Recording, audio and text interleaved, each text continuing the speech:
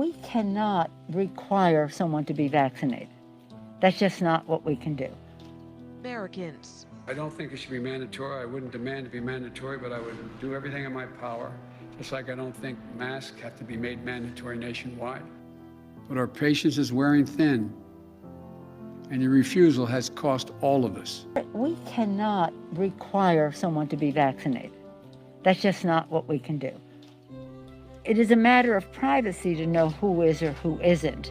I can't go to the Capitol physician and say, give me the names of people who aren't vaccinated so I can go encourage them to, or make it known to others to encourage them to be vaccinated. So we can't do that. So tonight, I'm announcing that the Department of Labor is developing an emergency rule to require all employers with 100 or more employees that together employ over 80 million workers to ensure their workforces are fully vaccinated. An Israeli study that had 2.5 million patients and found that the vaccinated group was actually 7 times more likely to get infected with COVID than the people who had gotten COVID naturally. Senator, I have to get back to you on that one. I'm not familiar with that study. Well, you think you might want to be if you're going to travel the country insulting the millions of Americans, including NBA star Jonathan Isaac, who have had COVID, recovered, look at a study with 2.5 million people and say, well, you know what? It looks like my immunity is as good as a vaccine or not. In a free country, maybe I ought to be able to make that decision. Instead, you've chosen to travel the country calling people like Jonathan Isaac and others, myself included, flat earthers. We find that very insulting, goes against the science. Are you a doctor or a medical doctor?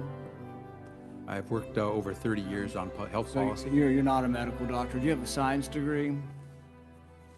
And yet you travel the country calling people flat earthers who have had COVID, looked at studies of millions of people, and made their own personal decision that their immunity they naturally acquired is sufficient.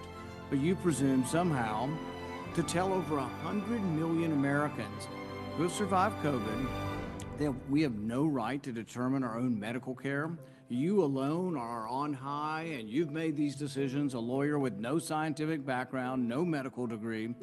This is an arrogance coupled with an authoritarianism that is unseemly and un-American. You, sir, are the one ignoring the science. The vast preponderance of scientific studies, dozens and dozens, show robust, long-lasting immunity after COVID infection. Even the CDC does not recommend measles vaccine if you have measles immunity. The same was true for smallpox. But you ignore history and science to shame the flat earthers, as you call them.